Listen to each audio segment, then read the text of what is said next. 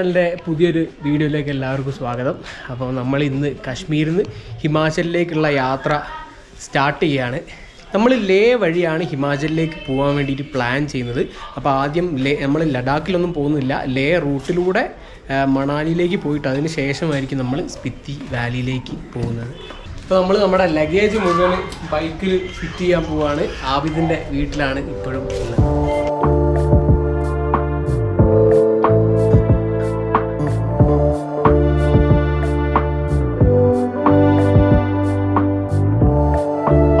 നമ്മുടെ packing full കഴിഞ്ഞു. Full ഇവിടെ സെറ്റായിട്ടുണ്ട്. നമ്മുടെ തൊപ്പി അടക്കം ഇവിടെ വെച്ചു. ഇനി എനിക്കിവിടെ കറക്റ്റ് ഇരിക്കാനുള്ള സ്ഥലവും പിന്നെ എൻ്റെ ഈ ബാക്ക് പാക്കില്ലേ, ആ ഒരു ബാക്ക് പാക്കിലുള്ള സ്പേസും മാത്രമേ കറക്റ്റ് ഇതിലുള്ളൂ. അപ്പം നമ്മൾ ഇനി പോവുകയാണ് ഹിമാചൽ പ്രദേശിലേക്ക്. അപ്പോൾ നമ്മൾ ലേ റോഡ് വഴിയാണ് പോകുന്നത്. നമ്മൾ കുറച്ച് ദിവസം കഴിഞ്ഞിട്ട് ഹിമാചലിൽ എത്തുള്ളൂ മിക്കവാറും. അതിൻ്റെ ഇടയ്ക്ക് നമ്മൾ വല്ല നല്ല സീനും കാണുകയാണെങ്കിൽ ലേയിൽ അവിടെ താമസിക്കുകയും ചെയ്യും. അപ്പോൾ let's go. I'll see you when I see you. Allah Hafiz. Okay. Okay.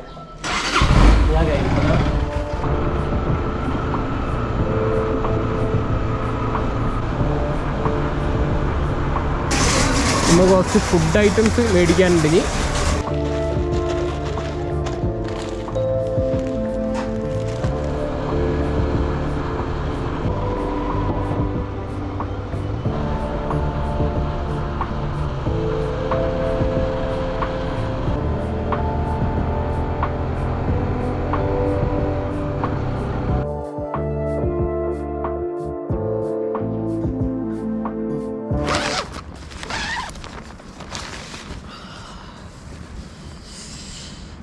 നമ്മൾ ഇന്നലെ ക്യാമ്പ് ചെയ്തത് സോൻമാർഗ് എന്ന് പറഞ്ഞ സ്ഥലത്താണ്. രാത്രി ഒരു 7:45 സമയത്ത്, അതായത് ഇരുടാവുന്ന ടൈമിലാണ് ഞാനിവിടെ എത്തിയത്.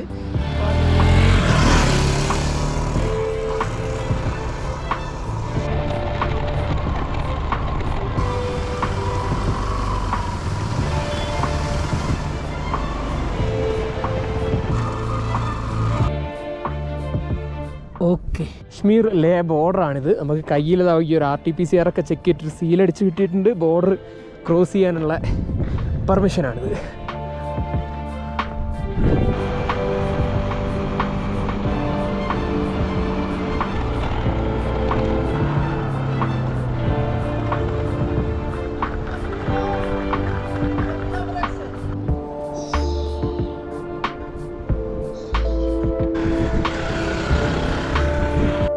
നമ്മൾ ഇന്ന് കാർഗിലായിരിക്കും എത്തുക. ഇപ്പോൾ നമ്മൾ ദ്രാസ് എന്ന് പറഞ്ഞ സ്ഥലത്താണ് ഞാൻ ഫുഡ് കഴിക്കാൻ വേണ്ടി നിർത്തിയതാണ്. നമ്മളൊരു സാധനം മറന്നുപോയി. ഇന്നലെ രാത്രി എനിക്ക് മനസ്സിലായത് ചായയുടെ പൊടി, അതായത് ചായ ഉണ്ടാക്കിയിട്ട് അത് അരിക്കാനുള്ള അരിപ്പ നമ്മൾ എടുത്തിട്ടില്ല, മറന്നുപോയതാണ്. അപ്പോൾ ഇവിടെ ചോദിച്ചിട്ട് ഞാൻ അതിൻ്റെ ലോക്കൽ ഭാഷയിൽ എന്താണ് പറയാമെന്ന് മനസ്സിലാക്കിയിട്ട് ചാനി എന്നാണ് പറയുക. അപ്പോൾ ചാനി മേടിക്കാൻ വേണ്ടിയിട്ട് ഇറങ്ങിയതാണ് ഞാൻ. ഇന്ന് മുഹറത്തിൻ്റെ ആഘോഷങ്ങളാണ് ഇവിടെ, അതുകൊണ്ട് ഒരുപാട് കടകൾ അടവാണ്. അപ്പോൾ നമുക്ക് ഇവിടുന്ന് അരിപ്പ കിട്ടിയില്ല.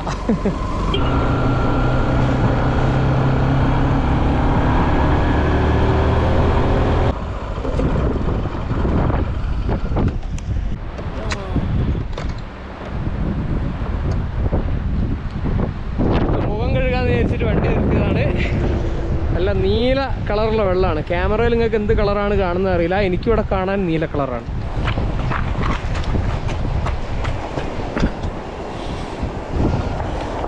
ഇവിടുത്തെ പാറയ്ക്കൊക്കെ ഭയങ്കര മിനുസാണ്. കണ്ടു കഴിഞ്ഞാൽ നനഞ്ഞ പോലെ ഉണ്ട്, പക്ഷെ ഒന്നും നനവല്ല, നല്ല മിനുസാണ്.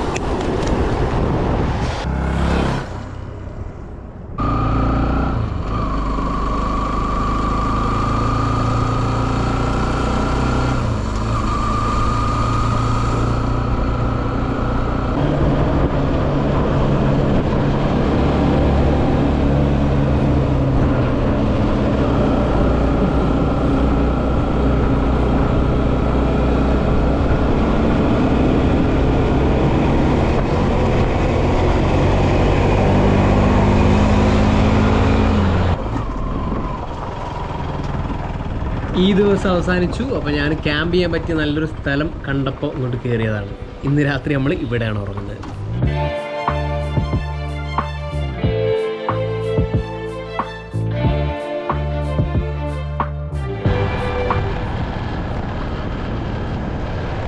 നമുക്ക് എവിടെയും ഫുഡ് കിട്ടുന്ന ഹോട്ടലൊന്നുമില്ല. കാരണം മുഹറം ഇവൻ്റായിട്ട് ഇവിടെ മൊത്തം അടവാണ്. അപ്പോൾ ഇവരാരും ഹോട്ടലുകളോ ഒരു കടയും തുറന്നിട്ടില്ല. അപ്പോൾ ഞാനിവിടെ ഒരു जनरल स्टोर കാണുന്നുണ്ട്. അവിടുന്ന് കുറച്ച് റൈസ് മേടിക്കട്ടെ.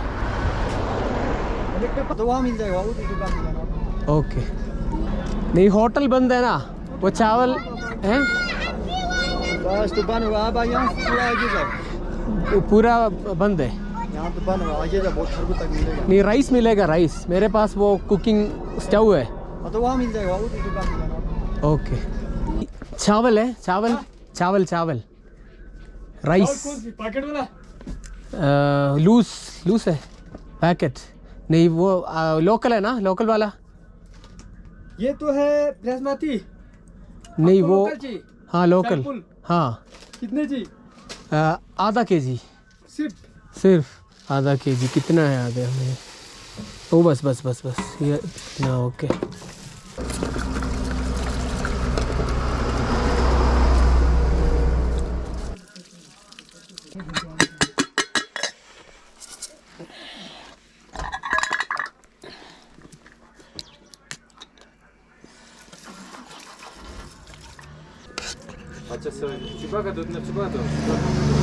നമ്മളിവിടുന്ന് ഫുഡൊക്കെ ഉണ്ടാക്കി കഴിച്ചു.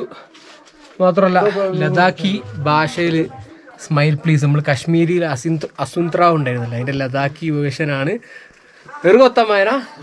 ഋഗോത്തമ എന്ന് പറഞ്ഞാൽ സ്മൈൽ പ്ലീസ് എന്നാണ് ലഡാക്കി ഭാഷയിൽ. അപ്പോൾ നമ്മൾ പുതിയ ലഡാക്കി ഭാഷ പഠിച്ചു, ഋഗോത്തമ. ഇപ്പോൾ നമ്മൾ മൂൺലാൻഡ് എന്നറിയപ്പെടുന്ന ഒരു ലഡാക്കിലെ ഒരു സ്ഥലത്ത് കൂടെയാണ് പോയിക്കൊണ്ടിരിക്കുന്നത്. ഈ ഒരു ഏരിയൽ വിഷ്വൽസ് കണ്ടു കഴിഞ്ഞാൽ ഞങ്ങൾക്ക് മനസ്സിലാവും എന്തുകൊണ്ടാണ് ഈ ഒരു സ്ഥലത്തിനെ മൂൺലാൻഡ് എന്ന് വിളിക്കുന്നത്.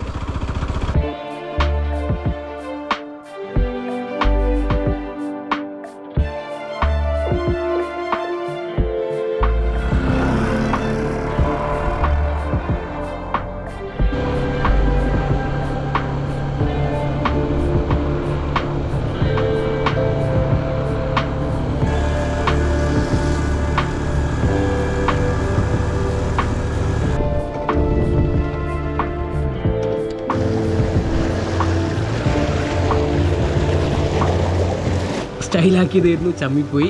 കാല് സ്ലിപ്പായിട്ട് ചൂടിൻ്റെ ഉള്ളിൽ വെള്ളം കയറി എന്നാണ് തോന്നുന്നത്. നോക്കട്ടെ.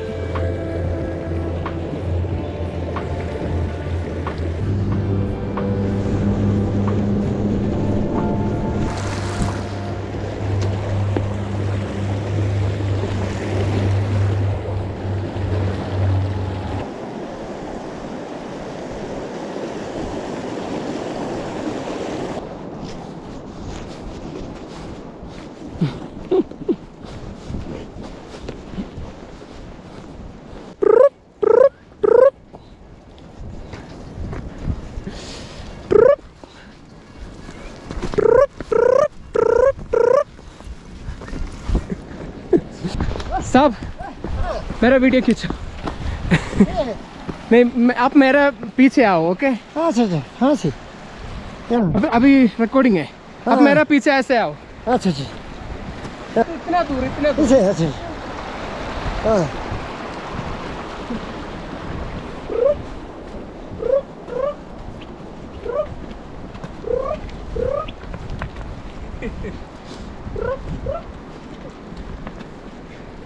थैंक यू जी ओके तो നമുക്ക് വേണ്ടി വീഡിയോ എടുത്തതാ ലഡാക്കുകാരനായ ഈ ഭായിയാണ്. आपका नाम क्या है भाई साहब? श्री अमदू हाँ श्री अमदू ओके थैंक यू भाई साहब.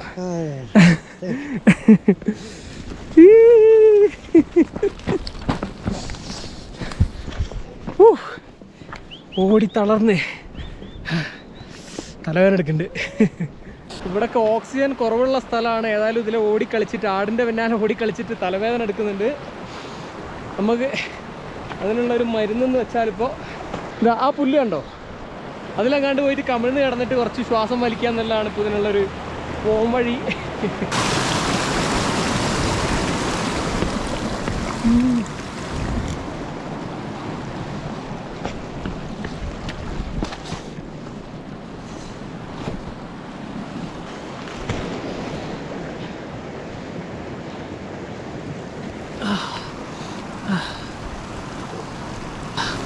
എൻ്റെ സ്കൂളിൽ പഠിച്ച പാടത്തുനിന്ന് ഉൾക്കണ്ട പാടം.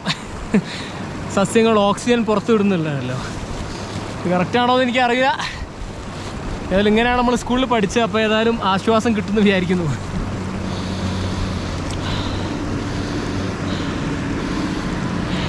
അങ്ങനെ ഇന്നത്തെ ദിവസവും അസ്തമിക്കുകയാണ്. നമുക്കിവിടെ എവിടെയെങ്കിലും ക്യാമ്പ് ചെയ്യാനുള്ള പരിപാടി നോക്കാം.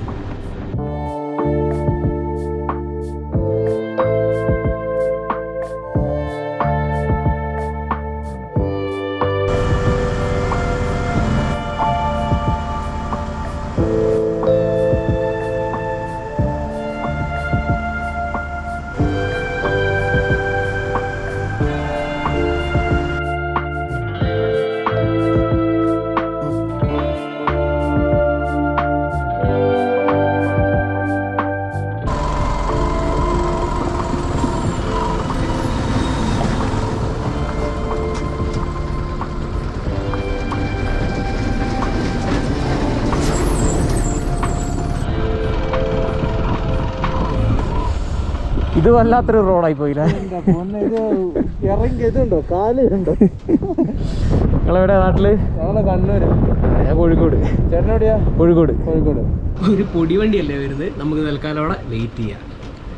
ഒരു വിളിച്ചിട്ട് കേട്ടില്ല. ഓരോ പൊടിയിലേക്ക് പോയിട്ടുണ്ട് പാവം.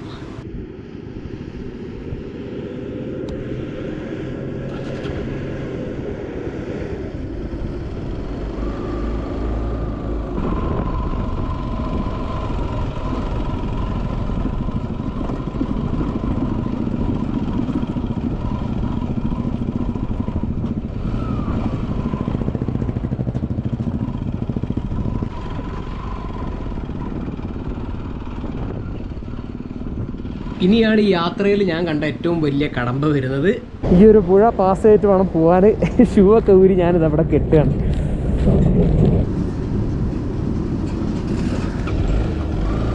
ഓക്കെ, ഇത് വല്ലാത്തൊരു കടമ്പയാണ് കേട്ടോ.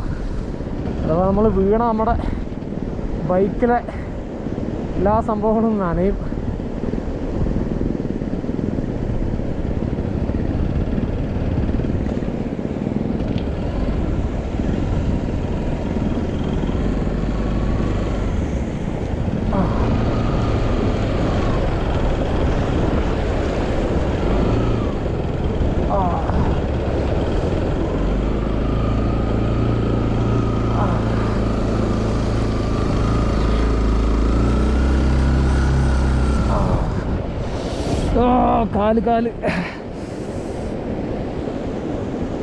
കാല് തണുത്ത് പണ്ടാരടങ്ങി. മുകളിൽ നിന്ന് ഐസ് ഉരുകിയ വെള്ളം തോന്നുന്നത്.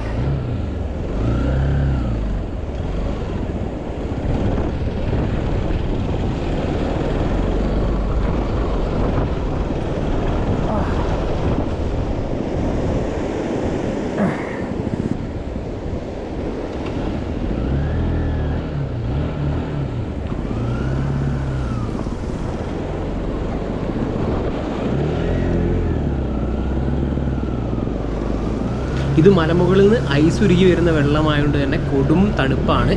അപ്പോൾ നമ്മുടെ കാല് ഇതിലൊരു 2-3 സെക്കൻഡ് മുക്കി വെച്ച് കഴിയുമ്പോഴത്തേക്കും തീ പൊള്ളുന്ന പോലെയാണ് നമുക്ക് ഫീൽ ചെയ്യുക, ഒരു തണുപ്പിൻ്റെ കടുപ്പം കൊണ്ട്. അതേപോലെ തന്നെ ചില സ്ഥലങ്ങളിൽ നമ്മുടെ ബൈക്കിൻ്റെ എൻജിൻ്റെ പകുതിയോളം മുങ്ങുന്ന അത്ര ആഴമുണ്ട്. ഏതായാലും വീഴാതെ ഒരു തരത്തിൽ ബാലൻസ് ചെയ്ത് കാല് കുത്തിക്കൊണ്ടാണ് ഞാൻ മുമ്പോട്ട് പോകുന്നത്. ഏകദേശം ഒരു 100-150 മീറ്റർ വീതിയുണ്ട് നമ്മൾ ഈ ക്രോസ് ചെയ്യുന്ന പുഴയ്ക്ക്. ഇനി എൻ്റെ മുമ്പിലുള്ള ഈ ക്രോസ് ചെയ്യുന്ന ഭാഗത്ത് ആഴം വളരെ കൂടുതലാണ്. അതേപോലെ തന്നെ വലിയ ഉരുണ്ട പാറക്കല്ലുകൾ അവിടെ ഉണ്ട്. അപ്പോൾ എനിക്ക് അല്പം ചുറ്റി ഇതിൻ്റെ മറ്റൊരു വശത്ത് കൂടെയാണ് അടുത്ത റോഡിലേക്ക് ക്രോസ് ചെയ്യുന്നത്.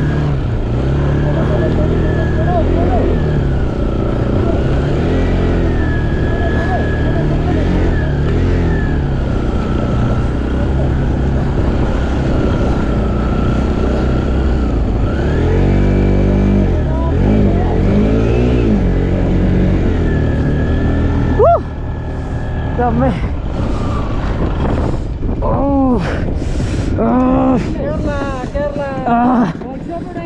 വർക്ക്ഷോപ്പോ? എൻ്റെ അമ്മേ കാല്. ഈ ഭാഗം കഴിഞ്ഞു. അപ്പോൾ ഈ റൂട്ടിൽ ഏറ്റവും കഷ്ടപ്പാടുള്ള ഒരു ഭാഗമായിരുന്നു ഇത്. ആക്ച്വലി ശരിക്കും ഇഷ്ടപ്പെടുള്ള ഭാഗമല്ല. പക്ഷെ ഇപ്പോൾ പെട്ടെന്ന് മുകളിൽ മഴയോ അല്ലെങ്കിൽ ഐസ് അലിഞ്ഞോ എന്തോ ആണ്, പെട്ടെന്ന് വെള്ളം ഒഴുകിയതാണ്. അതുപോലെ നമ്മളത് പാസ്സായി. ഷൂ ഊരി വെച്ചത് നന്നായി. അതുകൊണ്ട് ആ ഒരു വെള്ളം ക്രോസ് ചെയ്യുന്ന അത്ര ടൈമിലെ തണുപ്പ് മാത്രം ഞാൻ സഹിച്ചാൽ മതി. ഇനി സുഖമായിട്ട് ഷൂ ഒക്കെ ഇട്ട് പോവാം. മറ്റൊരു കാര്യം മറന്നുപോയി, നമ്മൾ ബോർഡർ കടന്നു. ഇപ്പോൾ ഹിമാചലിലാണ് ഉള്ളത്.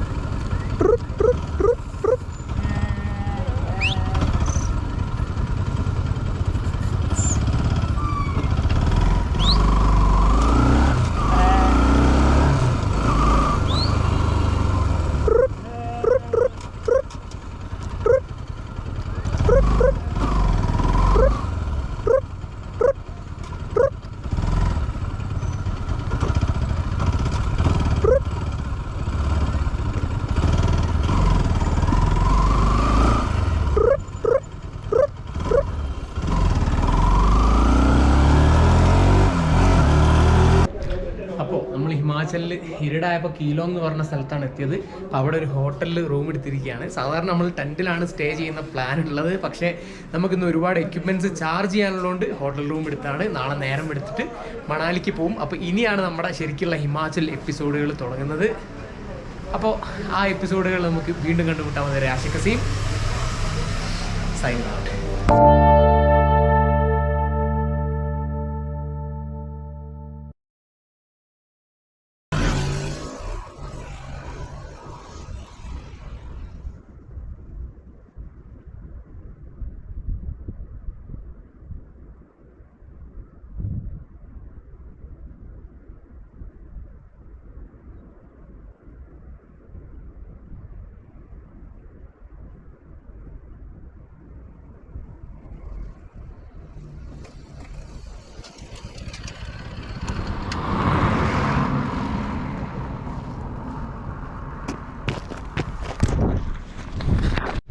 നമ്മൾ പുക എന്ന് പറഞ്ഞൊരു സ്ഥലത്തേക്ക് വേണ്ടിയിട്ട് ഇറങ്ങിയതായിരുന്നു. അപ്പം നമ്മൾ വരുന്ന റൂട്ട് ലേന്ന് കീലോങ് വഴി ഹിമാചലിലേക്ക് പോകുന്ന റൂട്ടുണ്ട്. ആ റൂട്ട് വഴിയാണ് വരുന്നത്. ആ റൂട്ടിൽ നിന്നൊരു ഡീവിയേഷൻ എടുത്തിട്ട് പുക എന്ന് പറഞ്ഞാൽ അതിമനോഹരമായിട്ടുള്ളൊരു സ്ഥലമുണ്ട്. അങ്ങോട്ട് പോകാമെന്നുള്ള ഉദ്ദേശത്തിലാണ് നമ്മൾ ഈ ഒരു റൂട്ട് എടുത്തത്. പക്ഷേ ചെറുതായിട്ട് ഇന്നത്തേക്ക് തൽക്കാലം പണിപാളി. കണ്ടോ, റോഡ് തിളങ്ങുന്നുണ്ടല്ലേ? മഴ പെയ്തു. അപ്പോൾ മഴ ഇങ്ങനെ ഇടയ്ക്കിടയ്ക്ക് ഇവിടെ ചാറുന്നുണ്ട്. മാത്രമല്ല വൈകുന്നേരമായി നന്നായിട്ട് കാറ്റടിക്കുന്നുണ്ട്. ഞാൻ റോഡിലൂടെ ഇങ്ങനെ ബൈക്ക് ഓടിക്കുമ്പോൾ കാറ്റിൻ്റെ ശക്തി കൊണ്ട് ബൈക്ക് ഇങ്ങനെ സൈഡിലേക്ക് മാറിപ്പോവുക. അപ്പോൾ അത്രയും ശക്തിയിലിടയ്ക്ക് കാറ്റടിക്കുന്നുണ്ട്. അപ്പോൾ ഈ ഒരു സ്ഥലത്ത് നിന്ന് പൂക എന്ന് പറഞ്ഞ സ്ഥലത്ത് ഏകദേശം 55 കിലോമീറ്റർ ദൂരമാണ് ഗൂഗിൾ മാപ്പ് കാണിക്കുന്നത്. അപ്പോൾ ഓഫ് റോഡാണ്, റോഡില്ല.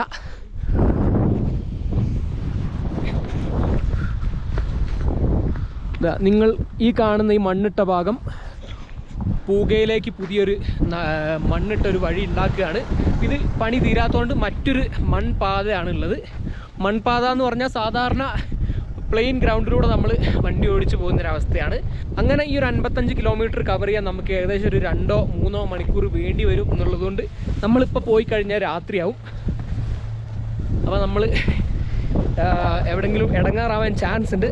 മാത്രമല്ല മഴയുടെ സാധ്യതയുണ്ട്, കാറ്റടിക്കുന്നുണ്ട്. അപ്പോൾ ഞാൻ വിചാരിച്ചു ഇന്ന് ഇവിടെ സ്റ്റേ ആയിട്ട് നാളെ രാവിലെ പൂകയിലേക്ക് പോകാമെന്ന്.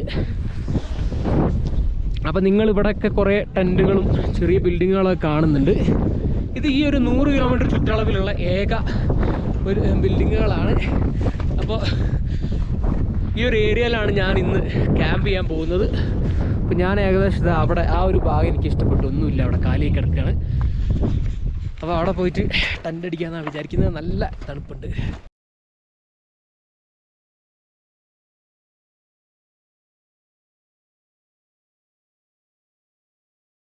ഞാൻ തൽക്കാലം ഡ്രോപ്പ് ചെയ്യാണ്. ഞാനത് അടുത്ത വർഷത്തേക്ക് മാറ്റി വെക്കുകയാണ്. കാരണം ഇവിടെ തീരെ ഓക്സിജൻ കുറഞ്ഞ സ്ഥലമാണ്. അപ്പോൾ എനിക്ക് ഓക്സിജൻ ബോഡിയിൽ കുറവായതുകൊണ്ട് തലവേദനയും ഒക്കെ ആയിട്ട് ഞാനിനി അങ്ങോട്ട് പോകാൻ പറ്റുന്നില്ല. ഞാനിപ്പോൾ ഒരു സ്വിച്ച് ഞെക്കി കഴിഞ്ഞാൽ നേരെ വീട്ടുമുറ്റത്ത് ഞാനും വണ്ടി എത്തുന്ന അങ്ങനെ എന്തെങ്കിലും ഓപ്ഷൻ ഉണ്ടെങ്കിൽ ഞാനത് ഞെക്കും. അങ്ങനത്തെ ഒരു അവസ്ഥയിലാണ് ഞാൻ എൻ്റെ ഹെൽത്ത് ഇപ്പോൾ ഇവിടുന്ന് ഒരു 50 കിലോമീറ്റർ ദൂരത്തിൽ, അതായത് ഹിമാചലിലേക്ക് പോകുന്ന റൂട്ടിലൊരു ഹോസ്പിറ്റലുണ്ട്. അവിടെ പോയിട്ട് കുറച്ച് ഓക്സിജനും അടിച്ച് കയറ്റിയിട്ട് നമുക്ക് യാത്ര കണ്ടിന്യൂ ചെയ്യാം ഹിമാചലിലേക്ക്.